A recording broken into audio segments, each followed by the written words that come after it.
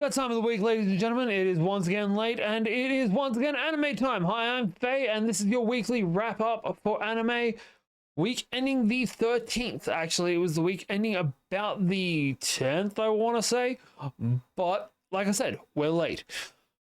So we're going to just smash this out in one take.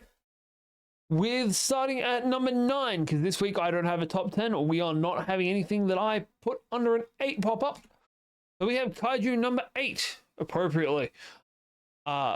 This week we got to see the aftermath of fighting Kaiju number 9. And I say the aftermath because it wrapped up real fast. It made it look like we were going to get a 2-episode slugfest. We did not. I'm a little disappointed about the lack of slugfest. But, yeah, this is bugging me. That being said, it was still an excellent fight.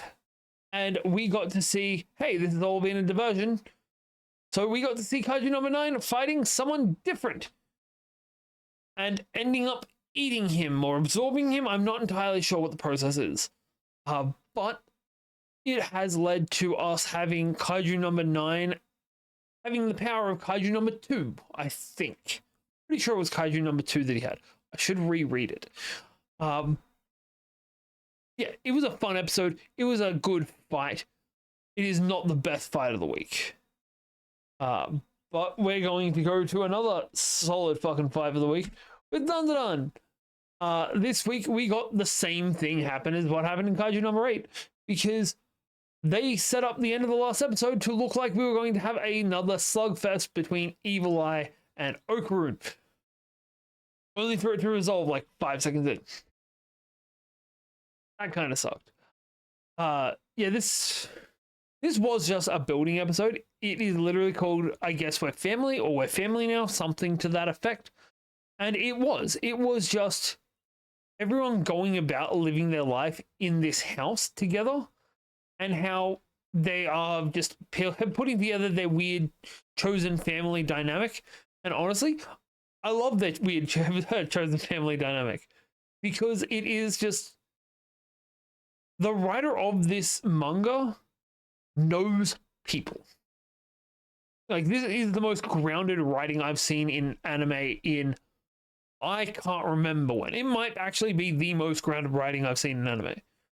Because it's just, there is a scene in it where, because Gigi can't get cold water on him, Okarun wakes up in the middle of the night because Gigi's gone to the toilet, and just, hey man, you need to let me warm your water up first.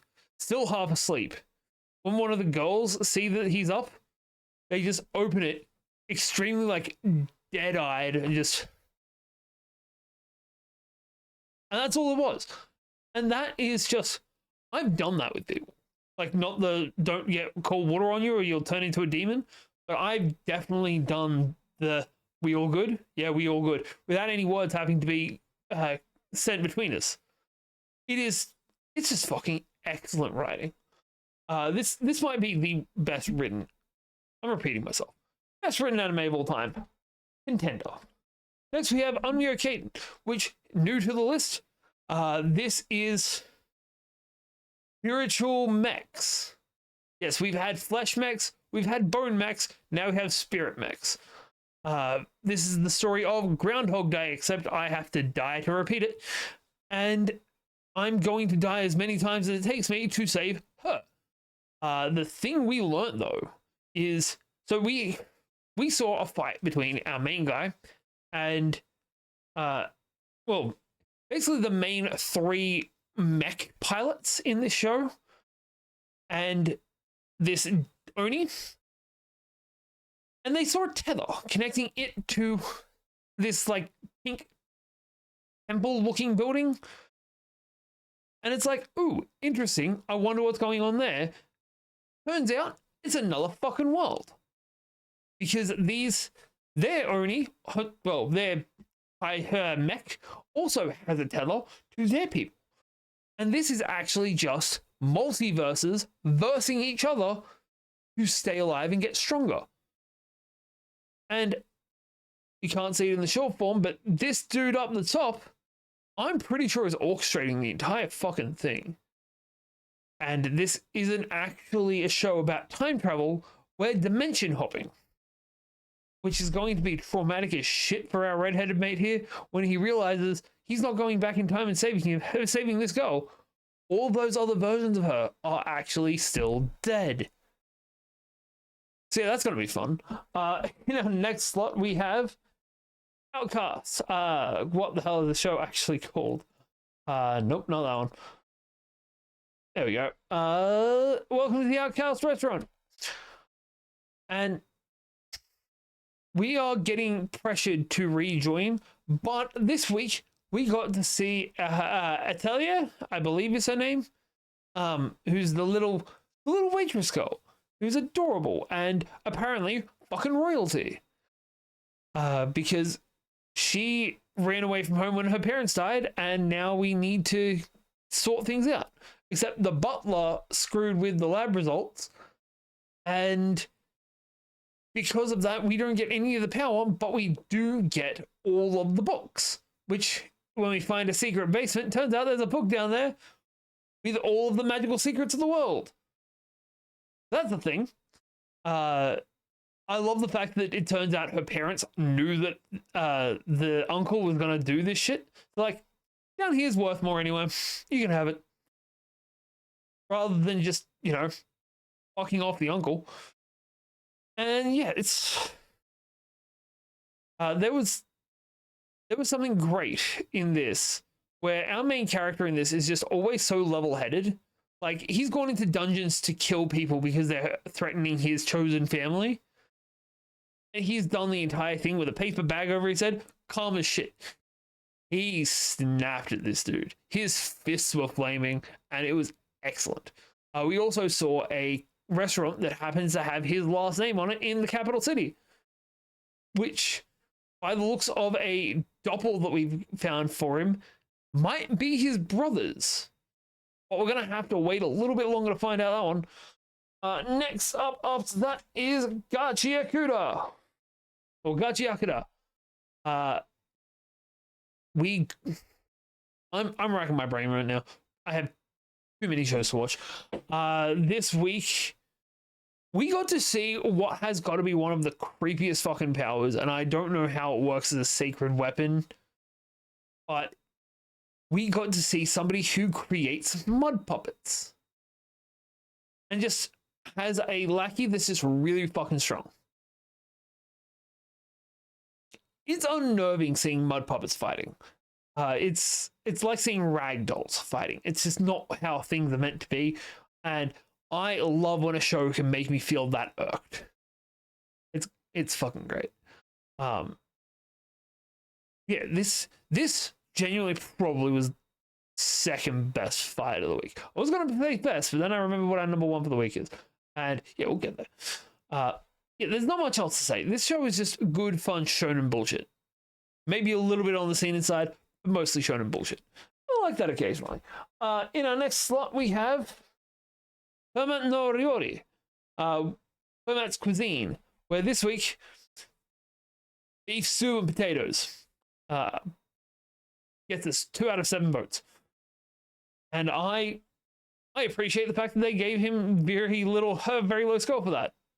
Because it's beef stew and potatoes.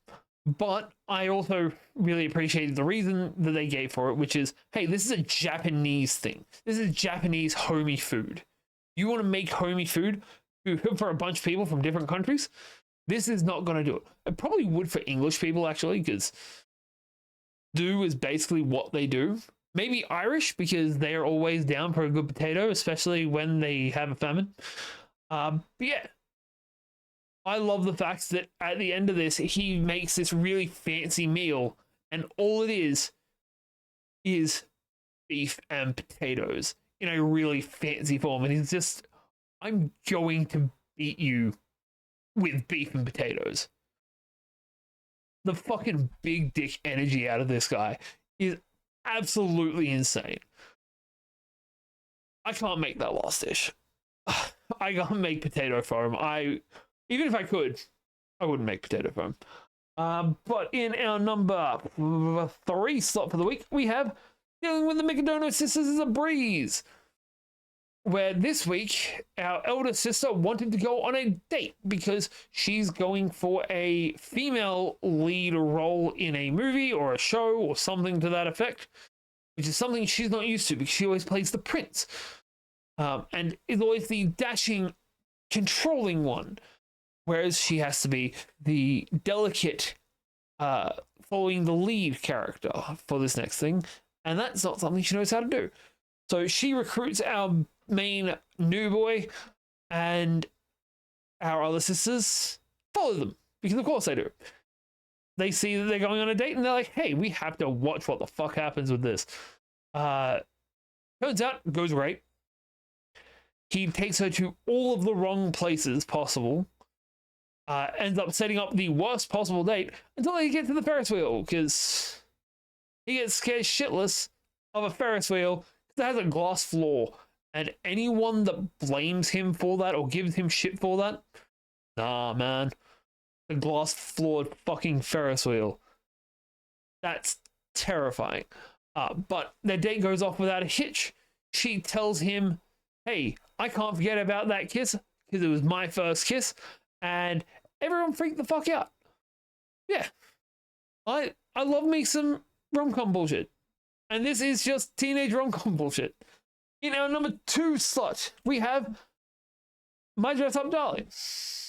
Which, fuck this game. This show just hits hard. We got to see, hey, we're not doing too well in the cultural festival. We need to win the beauty contest. And I love the relationship with him and the class, because initially he tries to hide everything away because they're gonna make fun of me. This is a weird thing to be doing. And then she accepts him, and then her friends accept him, and then everyone is accepting him now.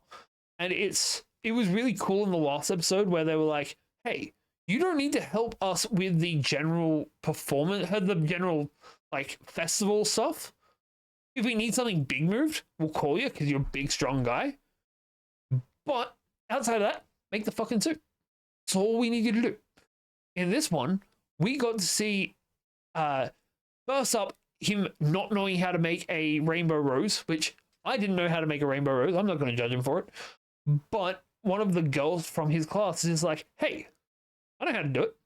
Because he tried to, I don't know what he tried to do. It looks like he tried to paint the thing and do a terrible job at it, or like dunk it in rainbow food coloring or something. But she's just like, yeah, just let me run off and grab one. Buys a $2 rose, and like the rainbow rose at the shop was only going to cost $10. I don't think it would have broken the class's bank, but they do that, and he's starting to freak out because there's a couple of people that'll be there to see him put on her makeup. He's never done makeup in front of anyone. And he just, slowly, the entire class ends up in the room, and he starts freaking the fuck out, slaps himself in the face, and he's just like, we got to do this. And God, it was excellent, because it's just the culmination of everything coming together. And they obviously win, because they're the main characters. She acts more like a dude than most dudes I know. And they do a champagne call, which is apparently a thing in host clubs. But it absolutely throws the school rep or whatever she was for a loop, because our girl dips her straight from the hip, which is a move she learnt from our main guy. And when she brings up that fact, she blushes like a motherfucker. And I love that. But yeah. It was the whole thing culminates with, oh, we're going to karaoke. Okay, cool. You guys have fun. Because this is her thing. She won this. And they're like, you're a fucking idiot. This is our thing. This is your thing. We couldn't have won this without you. And it's just, I love the acceptance. The acceptance in this show makes me love teen anime. Which, I mean, I also already love teen anime, but that's not the point. This is fucking excellent. And lastly, in our number 1 slot, we have 2B Hero X. And it's been a while since it's been this high up. But we got to see the last episode of, I think this is the last episode, of Little Johnny. this had the best fight of the week because it was a double fight. We had Ghostblade and Little Johnny on one side fighting Esol. And I don't know if it's new or old. I'm assuming young Esol. But it's great because we get to see this guy. This is like Super Speed fighting Ghostblade, who is silent Super Speed. And also on the other side, in a separate room, we get to see Nice fighting Loli.